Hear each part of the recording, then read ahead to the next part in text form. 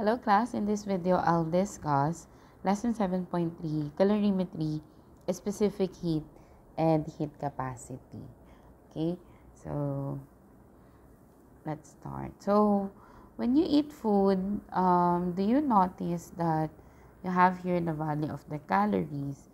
This is actually the amount of energy, okay, that you get when you eat this food. So energy in the food comes usually from the sugar, because this gives you more energy. So from the carbohydrates and so on. So the unit is calorimetry, but notice that this is a big C. Okay, it's summertime, so nakapag-swimming na ba kayo, diba? So question here is, how does the size of the swimming pool affects the temperature compared to the smaller one? So you might think na mas okay mag-swim sa mas malaking pool kaysa sa mas maliit na pool.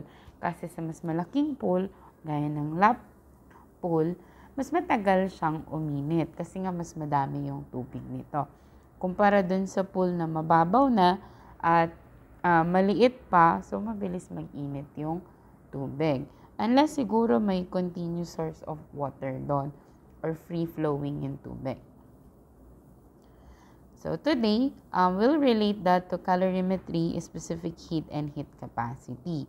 So let's start with calorimetry.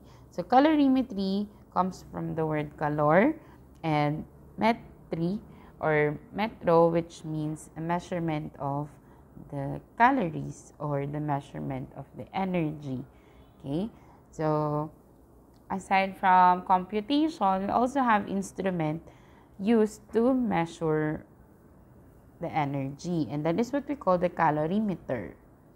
So let us first discuss specific heat and heat capacity as foundation to calorimeter.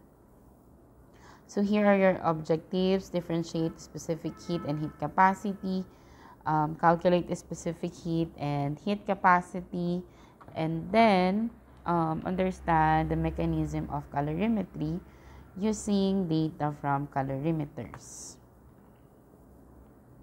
So what is specific heat? So specific heat is the heat required to raise temperature of 1 gram of a substance by 1 degree Celsius. So for every 1 gram of a substance, so 1 gram, okay, we're talking about 1 gram of a substance. Okay, so if we have here 1 cup of water with halimbawa 20 ml of water, and then we have here a beaker with 200 ml of water. Okay, the specific heat will be the same, okay, because we have the same water, or we have the same substance, so that is water. So if we take 1 gram of that and find the amount of heat required to increase the temperature of this 1 gram by 1 degree Celsius, then we'll just get the same, because 1 gram of this 20 ml and then 1 gram of this are the same, and specific heat will be constant. Okay, that's why a specific heat of most of the substances or the common substances are already given as constant values. Ito siya. May table tayo ng mga specific heat kasi nga karamihan dito computed na. Okay? So, halimbawa, specific heat ng aluminum, gold, ayan, copper, and then iron, which is, ito yung karamihan ng mga metal. Diba? This is metal. These are metal. And you can notice na mababa yung specific heat nila as compare dito sa water and alcohol. Bakit mababa? Okay, anong implication nun? Kapag mababa yung specific heat, ibig sabihin, mababa lang yung required amount of heat para mag-heat up siya. Okay? So that means, mabilis uminit yung mga substances na to. Itong mga metal na to ay mabilis mag-heat up because they have a lower specific heat. Kaya good conductor of electricity sila or good conductor of heat. Okay? While yung water and yung ethanol, mataas yung specific heat nila. So, ibig sabihin, mas matagal mag-init itong mga substance nito because it would require higher amount of heat to raise this by 1 degree Celsius. Okay? So, ang specific heat ay joule per gram degree Celsius. Kasi nga, by definition, this is the amount of heat, which is measured in joule, to raise 1 gram of a substance by 1 degree Celsius. Okay? So, kaya yan yung unit niya. Okay, iba't ibang substances, iba't iba din yung kanilang specific heat. Halimbawa, yung fuel.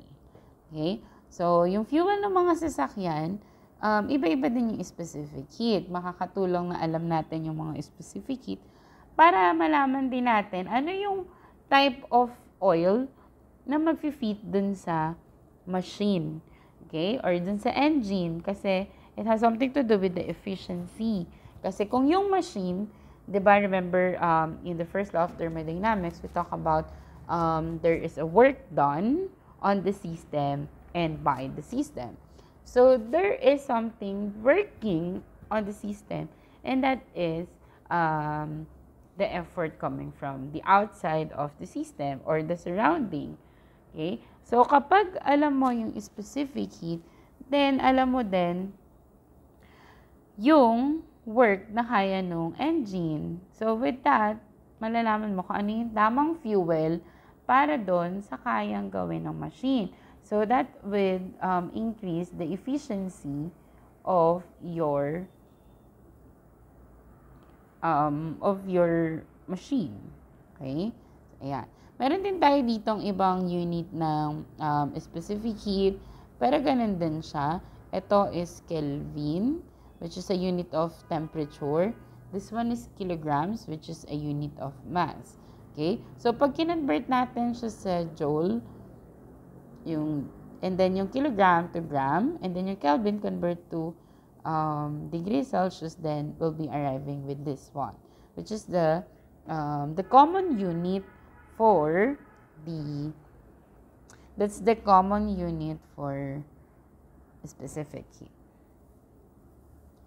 So, pag tinukoy naman natin yung heat capacity, we're talking about the heat required to raise any given amount by 1 degree Celsius. So, dito, hindi na 1 gram. Ang pinag-uusapan na natin kahit gaano pa siya karami. So, halimbawa, this is 1 whole sea and then you just get 1 glass of water from the sea, which would heat up faster. So, titingnan naman natin. Ang tinitingnan natin ay yung kabuuan, hindi na yung 1 gram.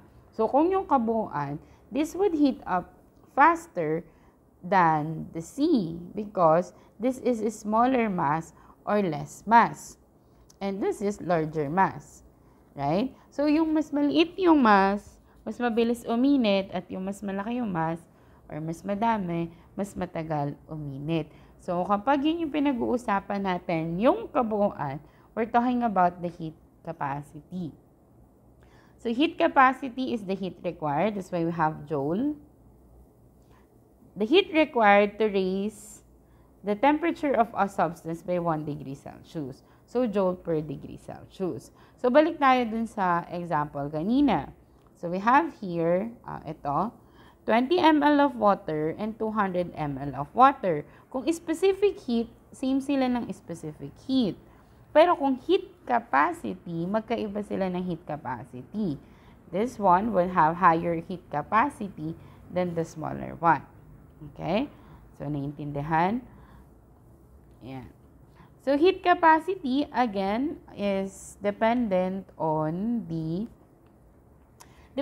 pa rin naman siya sa specific heat at dependent din siya sa mass ng substance. Kaya yung heat capacity, which is, we use variable C, capital C, can be measured using the product of mass times the specific heat. Okay? So, ayan. So, kunin mo yung mass at kunin mo yung specific heat, then you get the heat capacity. Okay? Yan. So, anong difference nung dalawa? So, si heat capacity is extensive property. Heat capacity, extensive. Specific heat is intensive. So, what do we mean by that? This one depends on mass. Okay? Kaya nga, the higher the mass, the higher the heat capacity. This do not depend on mass. Do not depend on mass.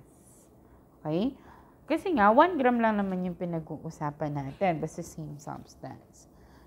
So, these are your equations. Actually, we should start here.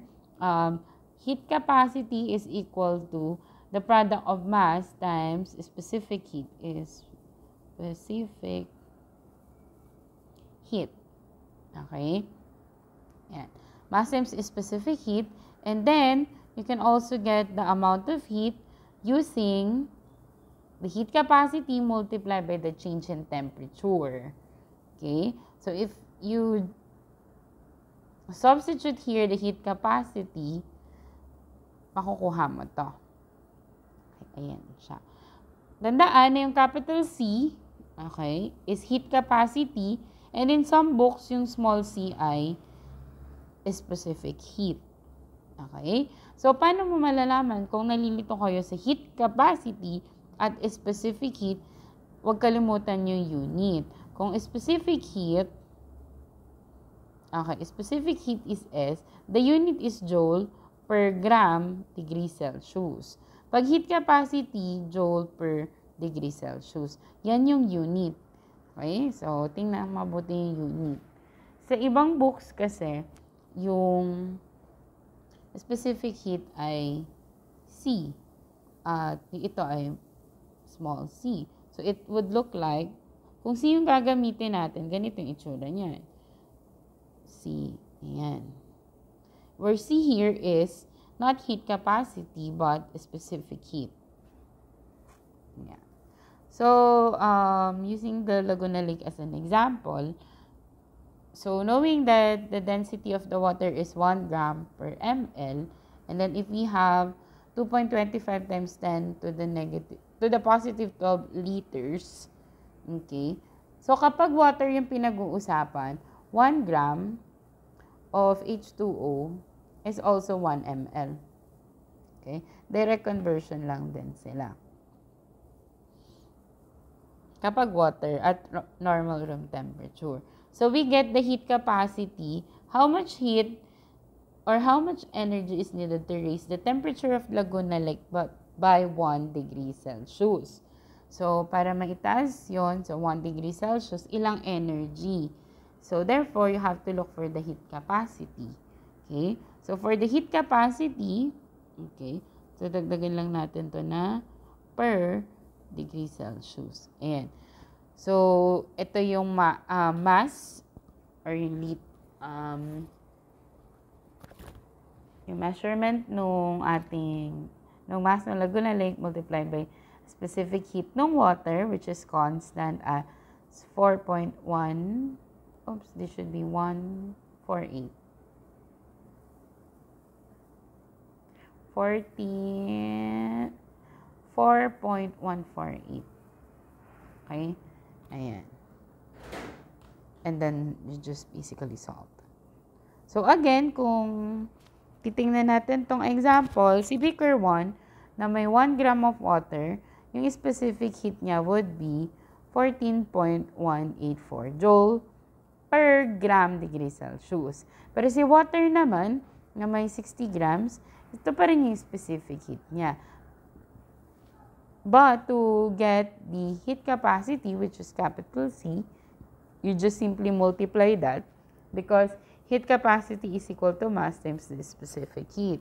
So, 1 times 4.184 is also 4.184. But you can cancel out grams. That's why you have joule per degree Celsius. Now, for 60 ml, if we have 60 times 4.8, wait lang. Pindutin ko rin sa calculate. Times 60 times 4.1.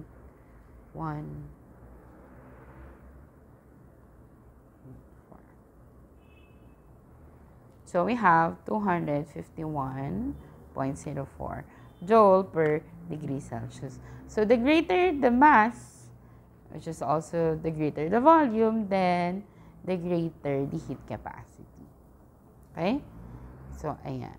What is the heat capacity of 60 grams of water? Ayun, babalik lang tayo doon. C equals to MS. Do you need to convert this to kilogram? No. You have to follow ano yung nasa constant. Okay? So, we'll just use grams kasi grams naman yun nandun. So, you have 60 grams multiplied by 4.148 joule per gram degree Celsius. Cancel yung gram. So, makukuha natin is 251 joule per degree Celsius. So, that's your heat capacity. Okay?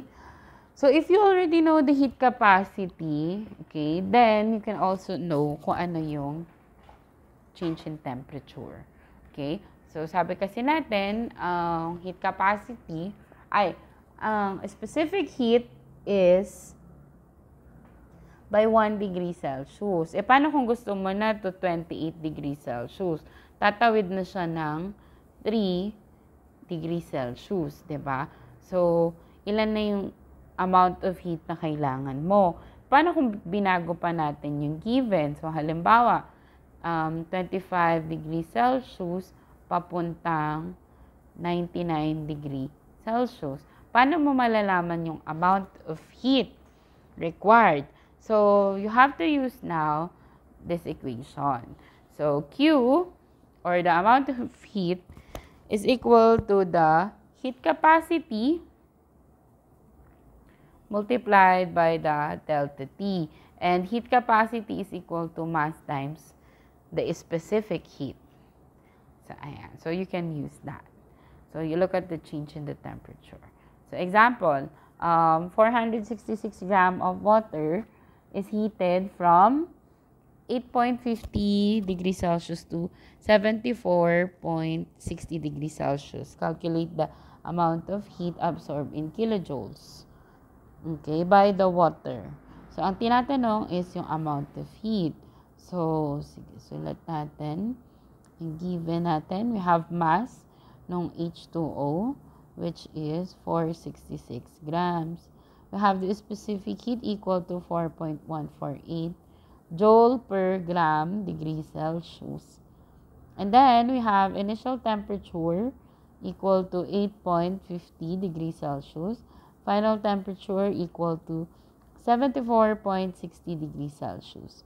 We are asked to find the amount of heat.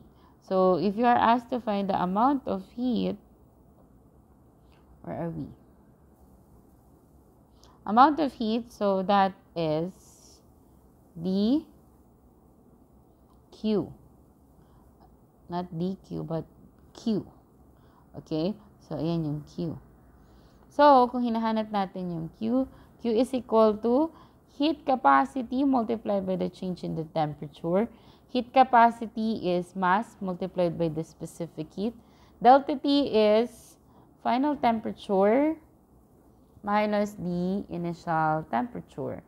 Substitute the values. We have 466 grams multiplied by 4.148 joule per gram degree Celsius. And then temperature, we have the final temperature, 74.60 degrees Celsius minus 8.50 degrees Celsius. So the answer will be 127,769.18. And yung unit, cancel natin yung unit, cancel yung grams, cancel yung degree Celsius. So, ang natira is joules. Okay? Ayan yung Q. Now, kapag yung sagot ay 100,000 or masyado na mataas, kino-convert natin siya sa kilojoules. Okay? So that it's easy for you to imagine. At the same time, yun din naman yung tinatanong sa problem, in kilojoules. So, therefore, we have here 12769.18 joules multiplied by 1,000 joules, 1 kilojoule. Okay? So, the answer for Q will be, di na siya kasha, Q is equal to 128 kilojoules. Ayan. Okay? So, ayun po siya.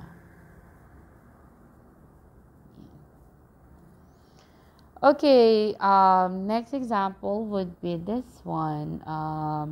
If 150 gram of chloroform is initially at 25 degrees Celsius, what is its final temperature if it absorbs 1 kilojoule of heat? So, this time, ang tinatanong is final temperature after the chloroform absorbs 1 kilojoules of heat. So, remember, if there is absorption of heat, that is endothermic reaction. Okay? So, kung endothermic yan, positive to. Okay? Lagay natin yung given. So, for the given, I have mass of the chloroform, which is equal to 150 grams. We have initial temperature, which is T1 or Ti, equal to 25 degrees Celsius. And then, we have here the amount of heat absorbed, that's Q. Q is equal to 1.0 kilojoules, which we can convert to joules kasi yung constant natin ay naka-joules, 1,000 joules. And then, notice na nakalagay is small c, so that is specific heat. Okay? Paano mo rin malalaman ng specific heat? Tingnan mo yung unit. So, the 0.96 joule per gram degree Celsius. We are asked to find the final temperature. Okay? So, what are we going to use? So, here, we derive the equation for the final temperature.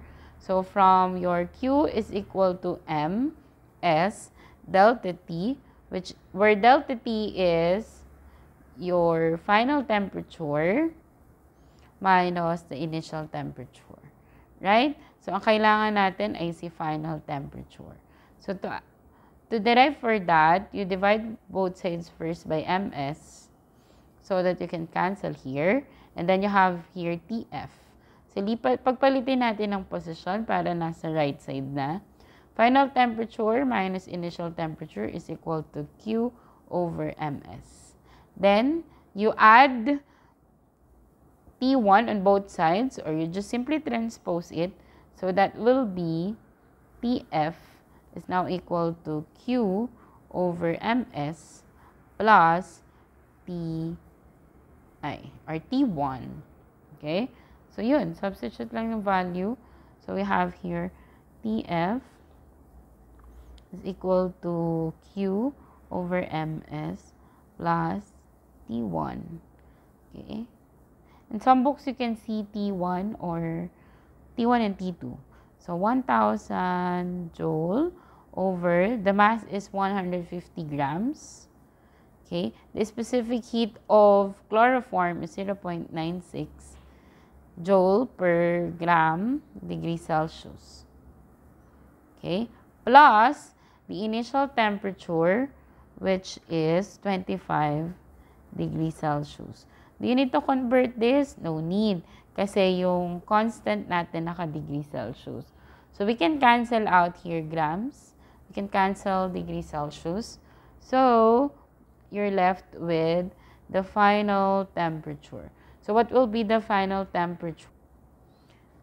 So, 31.94 degrees Celsius. Okay? So, ayan siya. Okay, you just practice yung iba pang sample problem gaya nito. Okay?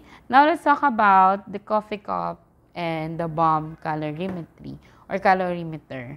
Okay, let's start with the bomb calorimeter.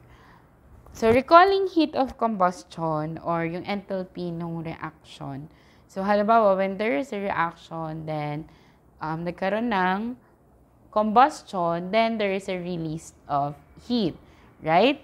So, the amount of heat released during the combustion is what we call the heat of combustion or the enthalpy of the reaction. So, you also can use delta H of the reaction. Remember, enthalpy, ayan din yon. Okay? So, that is the amount of heat that we get. And how can we get that? So, remember that we can get this using the standard enthalpy. The heat of the reaction is equal to the summation of the product. Heat of formation of the product minus the heat of formation of the substance. E, paano kung hindi available yon? Or gusto nyo talaga siyang i-check kung paano natin siya masosolve, then with the use of the temperature and an instrument, we can use or determine the heat of combustion. So, we'll be using a bomb calorimeter. Okay? So, again, for combustion, meron kang oxygen and fuel in the form of CXHY or yung parang methane, ethane, butane. This leads to release of energy. Okay? May release ng heat. Okay. So, we'll talk about the bomb calorimeter and how to use it. So, a bomb calorimeter is also known as a constant volume calorimeter. Constant volume siya because there is no change in the volume here. Okay? Ano lang yung nagkakaroon ng change? Okay? So, kapag nag-react dito yung ating fuel, then probably magkakaroon ng change in pressure. Okay? At magkakaroon din ng change sa temperature. So, this measures the heat of combustion.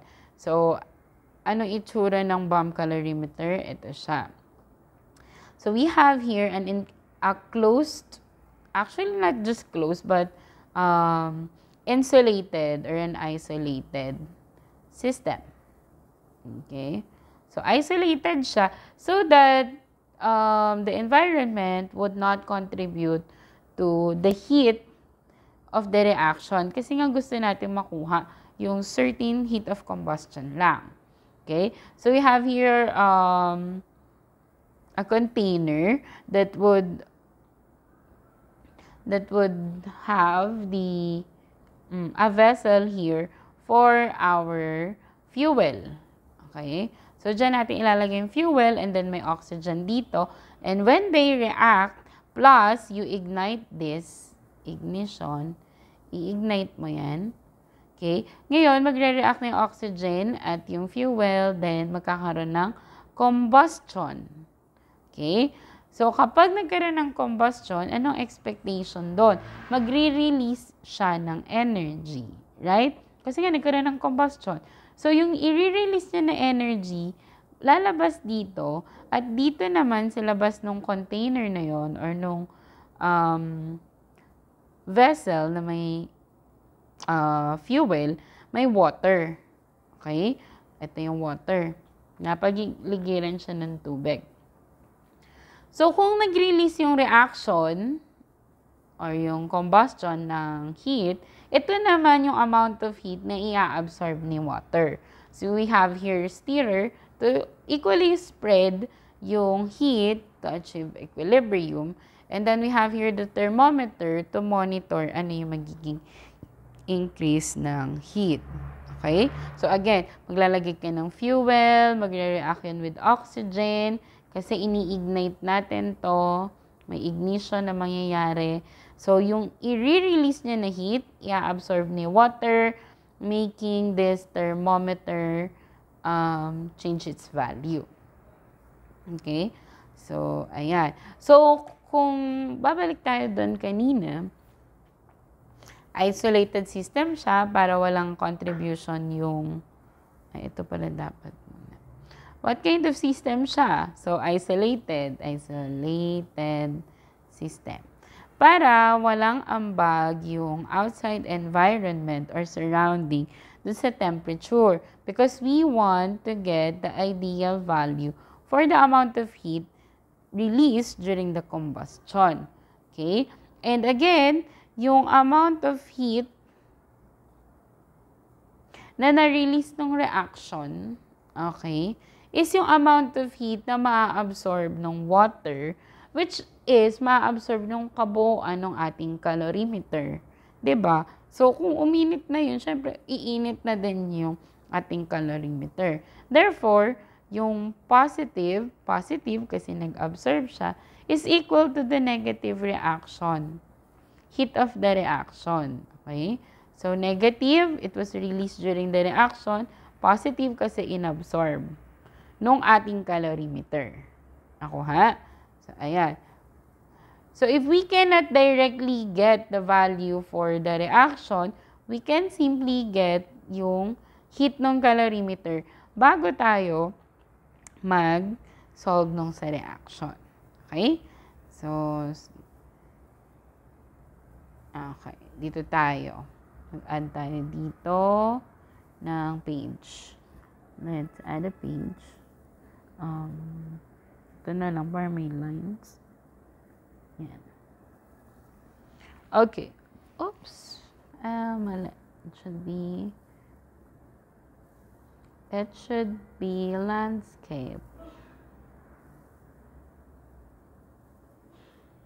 Okay. Ayan.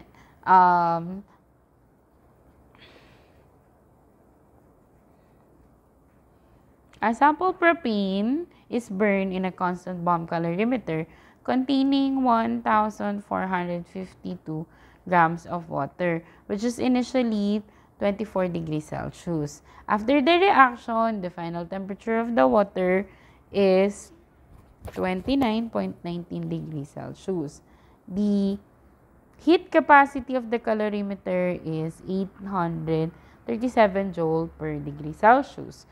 The specific heat of the water is 4.184 joule per gram degree Celsius. I'll check yung specific heat ng water para hindi nag-iiba-iba yung value. Wait lang. Water is specific heat. Oh, iba nga. 1.8 talaga siya. Okay, sige. 1.8. We'll use this. Okay. Calculate the heat of the combustion of the propane. Okay. So, let's identify first the given. So, again, ang itsura niyan, illustrate muna natin para ma-imagine nyo. So, ito yung calorimeter natin. Meron tayo ditong vessel para lagyan siya nung fuel natin. Kasi nandito yung oxygen. Okay? I-heat yan, mag-i-ignite. We have stirrer and then a thermometer here. So, kapag nag-ignite to dito, magre-release siya ng heat na ma-absorb ng water. Right? And then, makukuha na natin yung amount of heat. Okay, let's identify first the given. So, for the given, we have here the mass. Mass of propane, C3H8, equal to 2.00 grams. Okay? And then, yung mass ng water natin, mass of water is equal to 1452 grams. And then, initial temperature, T1 is equal to 24 degrees Celsius. And then, yung final temperature ay 29.19 degrees Celsius. And then we have the heat capacity, that's capital C. Okay, the heat capacity of the calorimeter or CCal is equal to 837 joule per degree Celsius. What is this? The specific heat of water, S, is equal to 4.184 joule per gram degree Celsius. Ang tinatanong is the heat of combustion of propane in kilojoule per mole. So, you are asked to find the delta H Rxn. And how can you get that? Delta H Rxn or reaction is equal to the Q of the reaction over the mole of the substance. Okay? So, ayan. So, paano natin siya makukuha? So, una, kunin muna natin yung sa ating calorimeter. Okay? So, pag nakuha na natin yung sa calorimeter, ayan, makukuha na rin natin yung sa reaction. Okay? So, how can we get the Q of the calorimeter? So, remember that we can use the heat capacity, okay, ng ating calorimeter, which has the mass of the substance. Okay, so we have here C delta T. And C delta T is, so we have here the Ccal. Okay, so we'll have the Ccal, 837 joule per degree Celsius. And then the change in the temperature is 24 degrees Celsius. Or this should be final minus the initial. So, 29.19 degrees Celsius minus 24 degrees Celsius. Okay, this would be equal to